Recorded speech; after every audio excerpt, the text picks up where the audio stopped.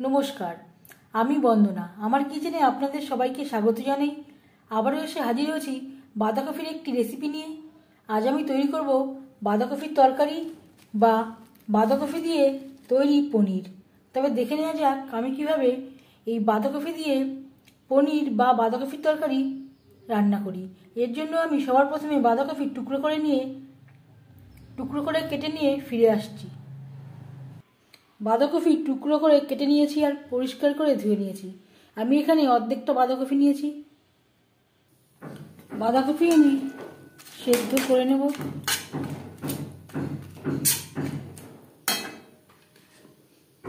আর দিয়ে দেব দুটো টমেটো, দুটো পেঁয়াজ।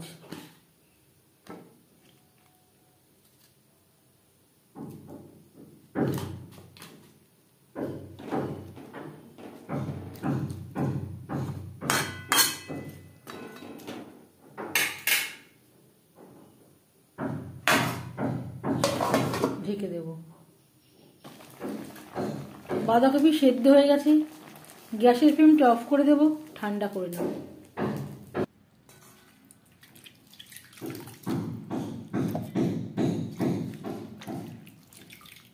জল ঝরিয়ে একটা মিক্সচারের জারে নিয়ে নেব।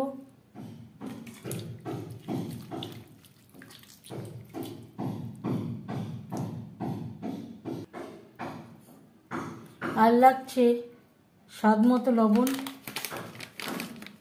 আর দিয়ে দেব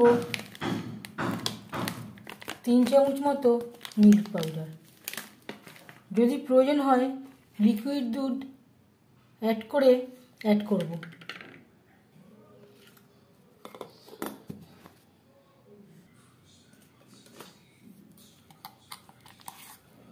বাঁধাকপি আমি বেটে নিয়েছি। বাইন্ডিংয়ের জন্য অ্যাড করব 2 চামচ বেসন। এর পরিবর্তে আপনারা ময়দা বা চালের গুঁড়ো অ্যাড করতে পারেন।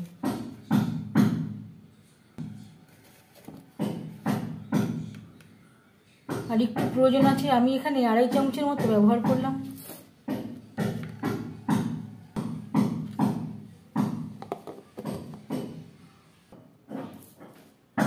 আর দিয়ে দেব সামান্য পরিমাণে রিফাইন্ড অয়েল। আবারও বেশ ভালো করে মিক্সড করে দেব। ভাপানোর জন্য আমি একটা থালায় তেল লাগিয়ে নিয়েছি। ব্যাটারটা থালায় নিয়ে নেব।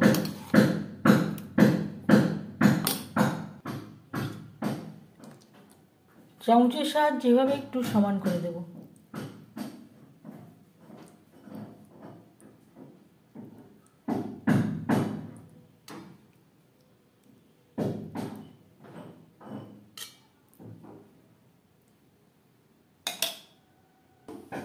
এবার একটু ট্যাপ করে দেব যাতে কোনো বাতাস থেকে না যায়।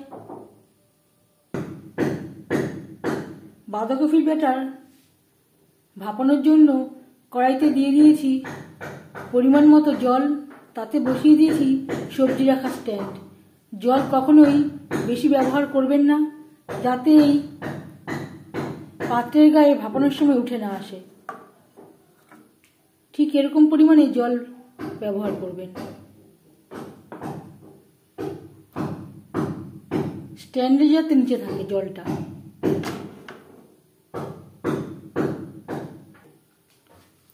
আর ঢেকে দেব।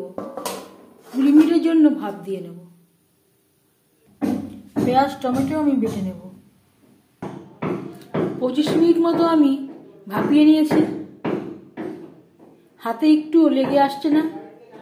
এই পর্যায়ে বুঝে নিতে হবে ঠিকঠাক ভাপানো হয়ে গেছে। ঠান্ডা করে নেব, তারপর টুকরো করে কেটে নেব।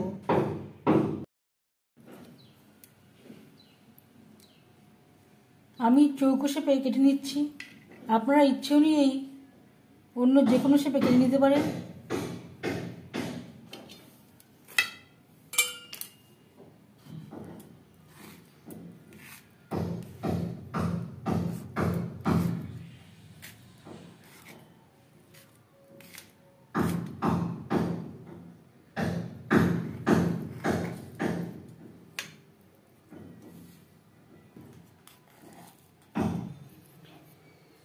গ্রেভির জন্য কড়াইতে দিয়ে দিয়েছি রিফাইন্ড অয়েল।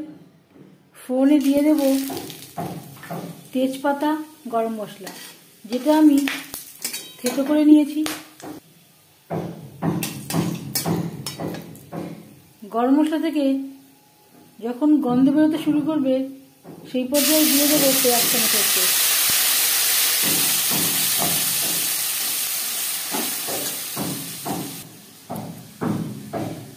আমি এখানে পরে আরও 1.5 চামচ মতো বেসন অ্যাড করেছিলাম। মোট আমি 4 চামচ বেসন অ্যাড করেছি। আর তাড়াতাড়ি ঠান্ডা করার জন্য আপনারা 15 থেকে 20 মিনিট নর্মাল ফ্রিজে রেখে দিতে পারেন, তাহলে ব্যাটারটা খুব ভালোভাবে সেট হয়ে যাবে।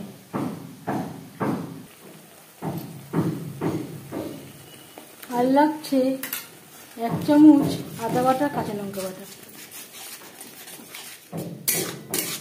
আপনারা চাইলে একসাথে বেটে নিতে পারেন, আমার কাছে তৈরি করা ছিল তাই আমি এইভাবে ব্যবহার করছি।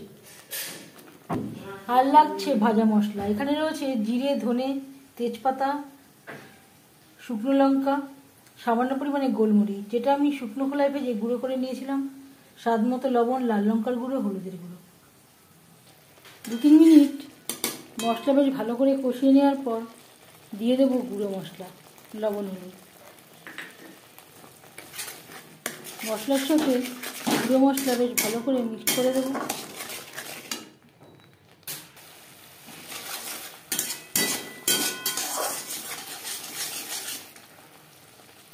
মশলা কষানোর সুবিধার জন্য দিয়ে দেব জল, মশলা ধোয়া জল।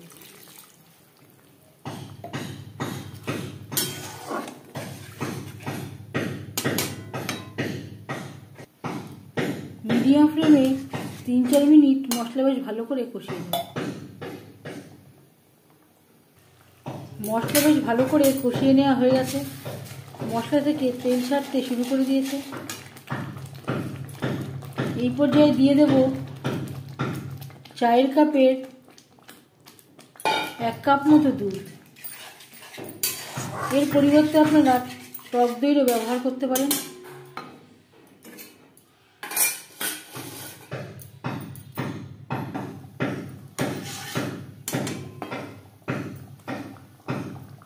আর দিয়ে দেব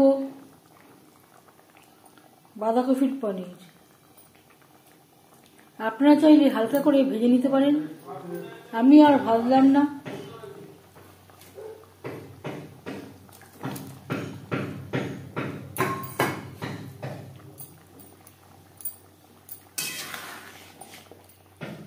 মশলার সাথে বাঁধাকপির পনির বেশ ভালো করে মিক্স করে দেব।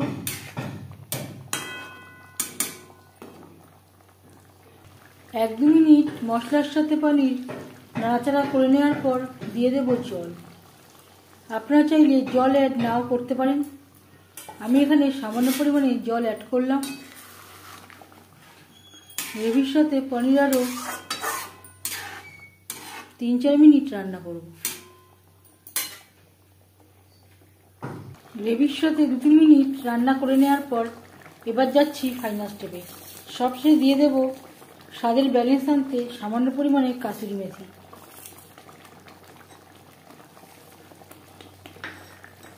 এক মিনিট রান্না করে নেওয়ার পর গ্যাসের ফ্লেমটা অফ করে দেব। পনির রেডি। একটা প্লেটে আমি সার্ভ করে দিয়েছি। এই বাঁধাকপির পনিরের রেসিপিটি কেমন লাগলো অবশ্যই জানাবেন কমেন্টের মাধ্যমে। যদি এই রেসিপিটি ভালো লেগে থাকে লাইক করবেন, শেয়ার করবেন, সাবস্ক্রাইব করবেন আমার চ্যানেলটিকে। যারা আমার চ্যানেলটি সাবস্ক্রাইব করেছেন তাদেরকে অসংখ্য ধন্যবাদ। আপনারা সবাই ভালো থাকবেন। আবারও হাজির হয়ে যাব নতুন কোনো রেসিপি নিয়ে। ধন্যবাদ।